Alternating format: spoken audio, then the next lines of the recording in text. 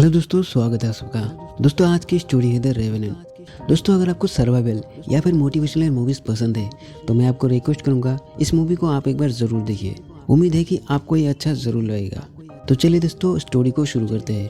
दोस्तों, कहानी की शुरुआत में हमें एक घने जंगल को दिखाया जाता है जहाँ पर कुछ लोग जानवरों का शिकार करने के लिए आए थे। दरअसल ये लोग जानवरों का शिकार करके उनकी खालों का व्यापार करते हैं। और जो इस मूवी की मेन कैरेक्टर में है उसका नाम है ग्लास, और उसके साथ यहाँ पर उसका बेटा भी होता है जिसका नाम होता है हॉक। ये सारे लोग यहाँ पर शिकार करने के बाद आराम कर रहे थे कि तभी यहाँ पर अचानक कुछ आदिवासी इन पर हमला कर देती है। दरअसल इन आदिवासी का जो सरदार होता है उनकी बेटी को किसी ने किडनैप कर लिया है और इन्हें ऐसा लगता है ये शायद इन्हीं का काम है। अब ये आदिवासी इनके बहुत सारे लोगों को मार देता है और ये सिर्फ 10 लोग ही बचते हैं। और ये 10 लोग किसी तरह उनके नाव को लेकर यहाँ से निकल जाते हैं। लेकिन फिर भी इनका खतरा अभी भी खत्म नहीं हुआ, क्योंकि ये सब जानते हैं कि आसपास जितनी भी जगह है ये सारी जगह उन्हीं आदिवासियों का है और वो आदिवासी इनकी नाव को कभी भी पकड़ सकते हैं और उन पर हमला कर सकते हैं। अब यहाँ पर किसी को कुछ भी समझ में नहीं आता। तभी इनका जो हेड होता है वो ग्लास से पूछता है कि हम लोगों को अभी करना क्या चाहिए। और ग्लास कहता है हमें नाव को छोड़ के जमीन के रास्ते से चलना चाहिए। और इनमें से एक आदमी कहता है अगर हम जमीन के रास्ते से जाएंगे तो वो लोग हमें जल्दी मार देंगे और जमीन का रास्ता भी बहुत लंबा है, हमें घर पहुँचते पहुँचते कई हफ्ते लग जाएंगे। लेकिन यहाँ का जो हेड होता है वो कहता है कि इस एरिया को ग्लास बहुत ही अच्छी तरीके से जानता है, इसीलिए ग्लास अब हमें यहाँ से निकल कर घर तक ले जाएगा। उसके बाद सभी जमीन के रास्ते से चलने लगते हैं और वो अपने नाव को नदी में ही छोड़ देता है ताकि आदिवासी को जब पता चले कि नाव पर कोई भी नहीं है तब तक वो लोग काफी दूर पहुंच चुके होंगे। नाव से उतरने के बाद वो लोग अपनी खालों को पत्थर के नीचे छुपा देते हैं ताकि जब वो दोबारा यहाँ पर आए तो उनकी खाल उनको मिल जाए। और अब ये सारे लोग जंगल के रास्ते से चलना शुरू करते हैं। और इस जगह की सबसे बड़ी प्रॉब्लम होती है कि यहाँ पे ठंड बहुत ज़्यादा होती है और ठंड कभी भी बढ़ सकता है, क्योंकि इनका रास्ता कई हफ्तों का है और इन्हें ठंड में ही इनका रास्ता पूरा करना है। अब इनके पास दूसरा कोई रास्ता भी नहीं है, इसीलिए सब इन ठंड का मुकाबला करते हैं और आगे की तरफ बढ़ने लगते हैं। उसके बाद रात हो जाती है और सभी लोग जंगल में ही सो जाते हैं। नेक्स्ट डे दिखाया जाता है इनकी नाव को आदिवासी लोग पकड़ लेते हैं, लेकिन नाव पर कोई भी नहीं होता, इसीलिए वो लोग नाव पर आग लगा देती है। और वो आदिवासी समझ जाता है कि वो लोग जंगल के रास्ते से अपना घर की तरफ जाने की कोशिश कर रहे हैं। तभी उन्हीं आदिवासी में से एक आदिवासी कहता है उनकी पैरों के निशान हमें उत्तर की तरफ जाते हुए मिले हैं। और वो आदिवासी फैसला करते हैं अब वो उत्तर की तरफ उनका पीछा करेंगे और ये सारे आदिवासी उत्तर की तरफ जाने लगते हैं। और यहाँ पर ग्लास का टीम भी आगे बढ़ने लगती है। वो लोग पूरा दिन पैदल चलते हैं और रात को एक जगह सभी लोग जंगल में सो जाते हैं। सुबह सबसे पहले ग्लास उठता है और अपनी बंदूक को लेकर जंगल की तरफ टहलने लगता है। तभी उसे आसपास कुछ हलचल सुनाई देती है और वो समझ जाता है कि आसपास कोई है। ग्लास यहाँ पर अपनी बंदूक को लेकर सतर्क हो जाता है और उसे सामने भालू के कुछ बच्चे नजर आते हैं। ग्लास यहाँ से निकलने ही वाला होता है कि तभी भालू ग्लास पर हमला कर देती है। ग्लास की बंदूक गिर जाती है और भालू उसे बहुत बुरी तरीके से जख्मी कर देता है। उसके बाद भालू थोड़ा दूर चला जाता है और ग्लास यहाँ पर अपना बंदूक किसी तरह उठा लेता है और ग्लास भालू पर गोली चला देता है। भालू बहुत ही ताकतवर होती है, इसलिए गोली लगने के बाद भी भालू को ज्यादा कुछ नहीं होता और वो भालू ग्लास को फिर से मारते मारते अधमरा कर देती है। उसके बाद भालू फिर से थोड़ी दूर चला जाता है। ग्लास के पास एक चाकू होता है। ग्लास किसी तरह अपनी चाकू को निकाल लेता है। उसके बाद भालू फिर से ग्लास पर हमला कर देता है और जब भालू ग्लास को मार रहा होता है कि तभी ग्लास भालू पर चाकू से कई सारे वार करता है और इससे भालू मर जाता है और मरकर ग्लास के ऊपर ही गिर जाता है। यहाँ पर ग्लास भी बहुत बुरी तरीके से जख्मी होता है। भालू ने उसके पूरे गला को फाड़ दिया है और पूरी शरीर में भी नाखून से बड़े बड़े घाव कर दिए हैं। तभी ग्लास का साथी उसे ढूंढते हुए यहाँ पर पहुंच जाता है और वो देखते हैं कि ग्लास के ऊपर भालू गिरा हुआ है। वो लोग किसी तरह मुश्किल से भालू को वहाँ से हटाते हैं और ग्लास को अपने साथ ले जाते हैं और उनमें से एक आदमी ग्लास के घाव को सीलना शुरू करते हैं।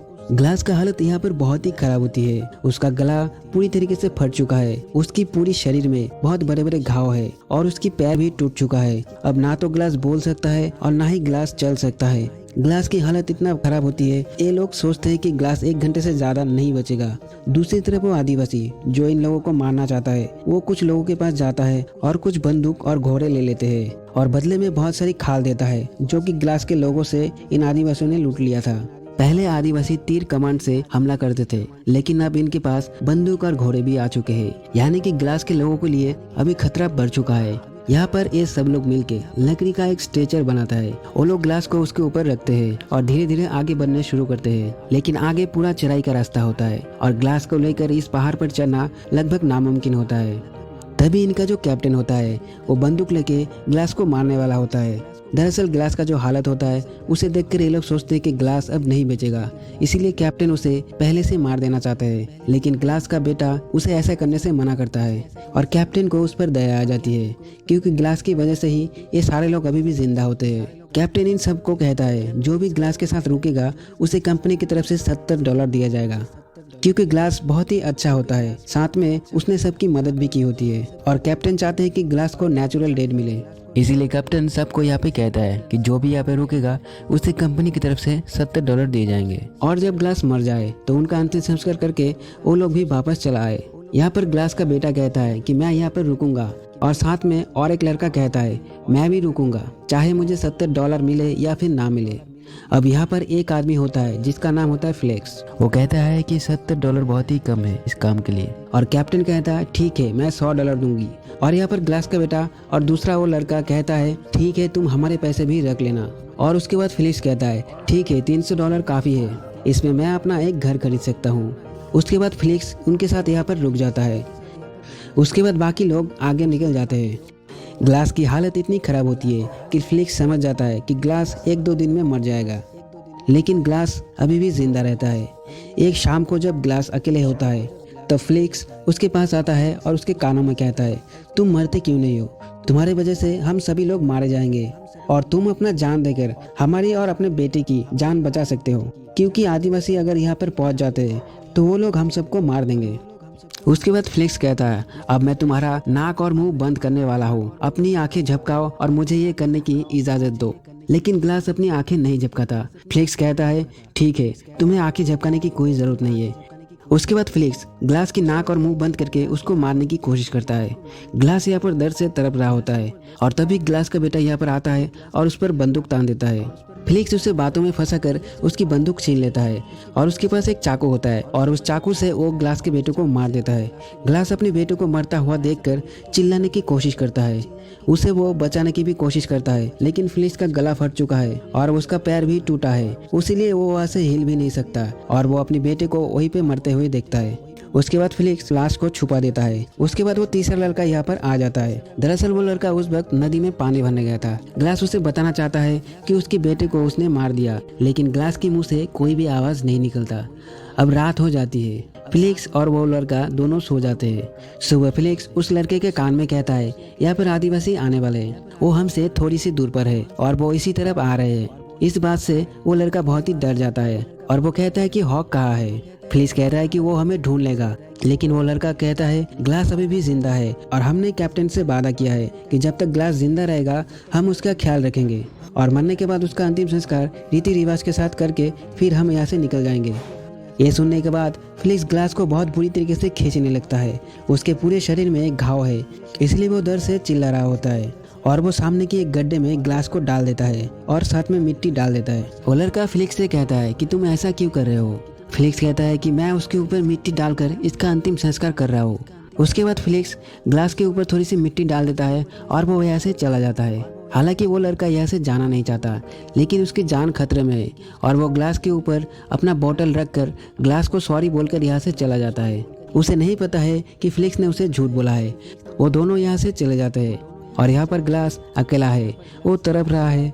अब उसे भी लगने लगता है कि वो मरने वाला है। वो बहुत देर तक वहीं पे लेटा रहता है जहाँ पर फ्लेक्स उसे डाल के गया था। उसके बाद वो पूरी हिम्मत जुटाता है और वो रगड़ता हुआ उसकी बेटी के लाश के पास जाता है और वो रोने लगती है। ग्लास बहुत देर तक अपनी बेटी की लाश के पास लेटा रहता है। उसके बाद से बहुत जोर से भूख लगता है और वो रगड़ता हुआ एक जगह जाता है जहाँ पर एक जानवर का कंकाल होता है और वो उससे एक हड्डी तोड़ लेता है और उस हड्डी के अंदर से उसे थोड़ा सा मांस मिलता है और वो मांस को खा लेता है। फिर वो रगड़ता हुआ आगे जाने की कोशिश करता है और उसे सामने एक नदी दिखता है। वो पानी पीने के लिए नीचे नदी के पास जाता है और जब वो पानी पीता है तो उसके गले से पानी निकल जाता है, क्योंकि उसका गला पूरी तरीके से फट चुका है और वो जो भी पानी पीता है उसकी गले से निकल जाता है। यहाँ पे ग्लास के पास थोड़ी सी बारूद होती है और वो उस बारूद को अपने गले में डालती है जहाँ पर कटा हुआ है। उसके बाद वो घास पर आग लगाती है और अपने गले की बारूद को जला देती है। वो ऐसा इसलिए करती है ताकि जलने से उसकी फटा हुआ जो जगह है वो चिपक जाए। यहाँ पर ग्लास को बहुत ही ज्यादा दर्द होता है और वो दर्द के मारे बेहोश हो जाता है। उसके बाद वो कई दिनों तक उसी नदी के किनारे रहता है और नदी के पानी को पीता है और घास खाता है अपने आप को जिंदा रखने के लिए। एक दिन वो आदिवासी उसी नदी के किनारे आ जाते हैं, इससे पहले कि ग्लास को वो लोग पकड़ लेते। ग्लास यहाँ पे नदी में कूद के तैरता हुआ एक दूसरे किनारे पे आ जाता है। उसके बाद कुछ दिनों तक ग्लास इसी नदी के किनारे रहता है। अब काफी दिन हो चुका है, इसलिए धीरे धीरे ग्लास का घाव भी भरने लगता है।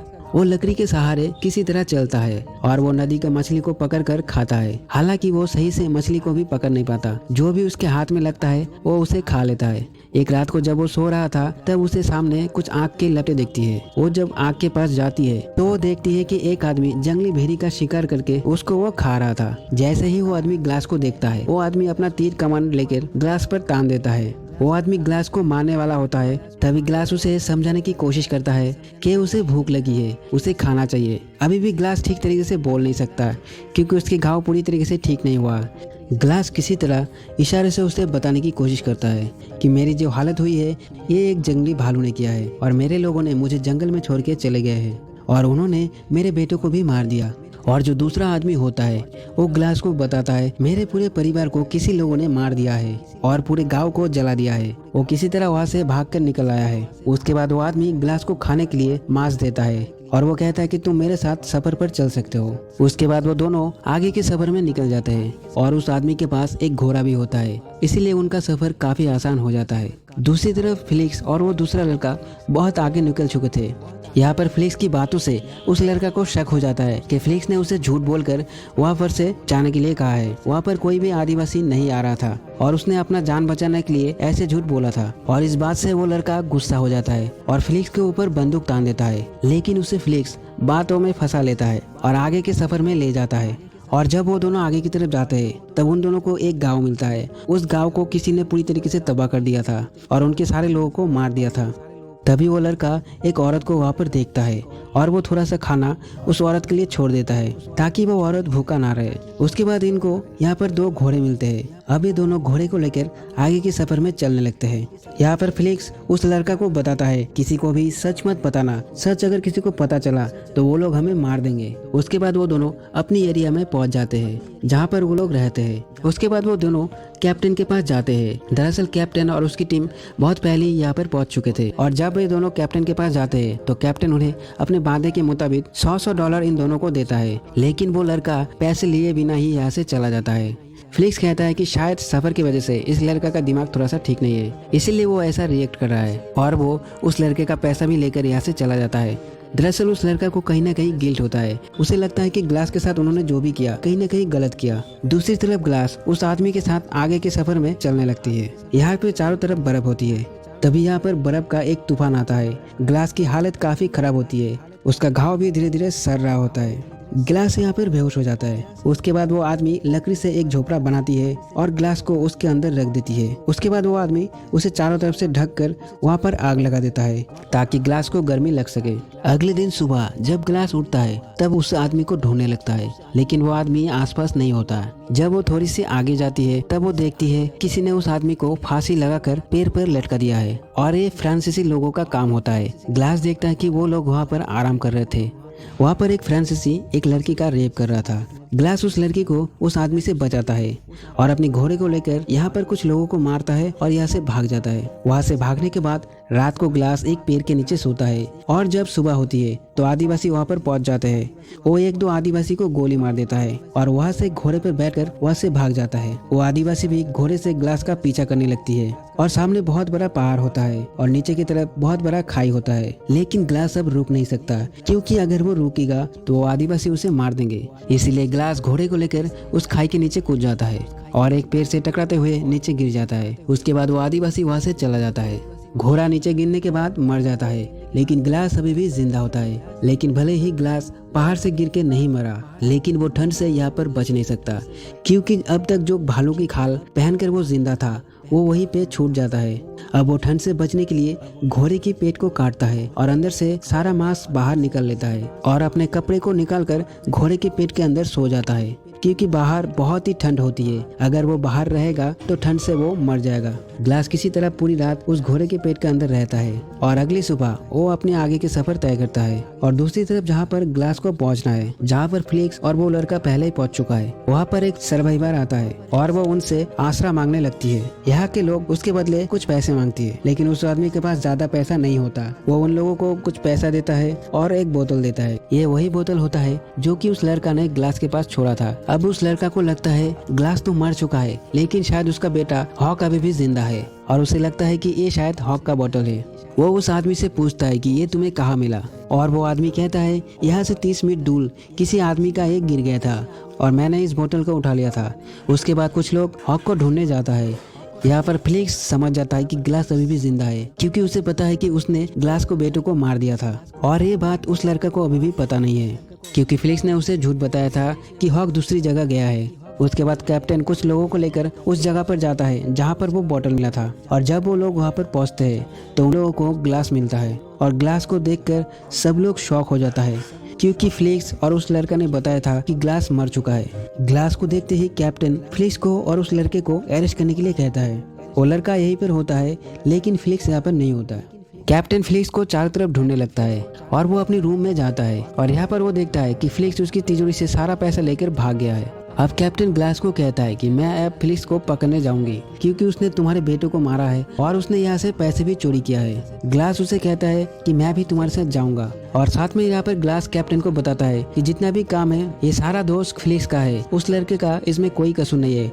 उसके बाद ग्लास और कैप्टन फ्लिक्स को पकड़ने के लिए निकल पड़ते हैं। वो घोड़े की पैरों के निशान को फॉलो करते हुए आगे की तरफ बढ़ते हैं। कुछ दूर जाने के बाद घोड़े की पैरों के निशान खत्म हो जाते हैं और यहाँ से वो दोनों अलग होकर फ्लिक्स को ढूंढने लगता है। जब कैप्टन उसे ढूंढ रहा होता है तब फ्लिक्स एक पत्थर के पीछे से निकलता है और कैप्टन को गन पॉइंट पे ले लेता है। कैप्टन उसे कहता है कि तुम्हारे ऊपर खून का इंजाम है, तुम मेरे साथ वापस चलो। पर फ्लिक्स उसकी बातों को नहीं मानता और वो कैप्टन को गोली मार देता है। गोली की आवाज सुनकर दूसरी तरफ से ग्लास भी आता है। ग्लास को यहाँ पर कैप्टन की लाश मिलती है और आसपास कोई भी नहीं होता। उसके बाद ग्लास एक लकड़ी की बहुत बड़ी टानी काटता है और उसे कैप्टन की पीठ पर लगा देता है, ताकि उसकी पीठ हमेशा सीधा रहे, और कैप्टन की लाश को घोड़े की पीठ में बैठा देता है और खुद लाश की तरह पीछे वाले घोड़े में लेट जाता है, ताकि फ्लिक्स को लगे कि आगे की तरफ ग्लास है और पीछे में जो लाश है वो कैप्टन की लाश है। उन घोड़ों को देखकर फ्लिक्स को लगता है कि सामने की तरफ ग्लास बैठा हुआ है और पीछे की तरफ लाश है। उसके बाद फ्लिक्स आगे वाले आदमी पर गोली चला देता है। गोली लगते ही वो गिर जाता है। फ्लिक्स को लगता है कि ग्लास मर चुका है। वो धीरे धीरे लाश की तरफ बढ़ता है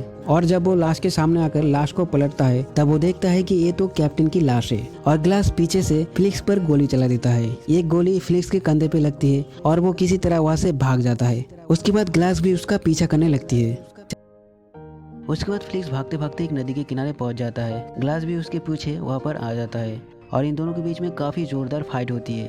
ये दोनों काफी बुरी तरीके से घायल भी हो जाते हैं। तभी वहाँ पर वही आदिवासी आ जाते हैं जिन्होंने ग्लास के लोगों को मारा था। ग्लास फ्लिक्स को पानी में ढकेल देते हैं और फ्लिक्स पानी में बहकर उन आदिवासियों के पास चला जाता है। वो लोग फ्लिक्स को पकड़कर मार देते हैं और नदी को पार करके ग्लास के पास आता है, लेकिन वो लोग ग्लास को नहीं मारता और वहाँ से वो लोग चले जाते हैं। दरअसल जिस लड़की को ग्लास ने बचाया था वो उसी आदिवासी सरदार का बेटी होती है, इसलिए वो लोग ग्लास को कुछ नहीं करते और आगे की तरफ चले जाते हैं और ये कहानी यहीं पर खत्म हो जाती है। दोस्तों, इस मूवी की IMDb रेटिंग है 8.1 और इस मूवी को कई सारे ऑस्कर अवार्ड भी मिले हैं। तो दोस्तों, अगर आपको स्टोरी अच्छी लगी तो वीडियो को लाइक कीजिए और चैनल को सब्सक्राइब कीजिए, ताकि हम आपके लिए हमेशा ऐसे ही वीडियो लाते रहें।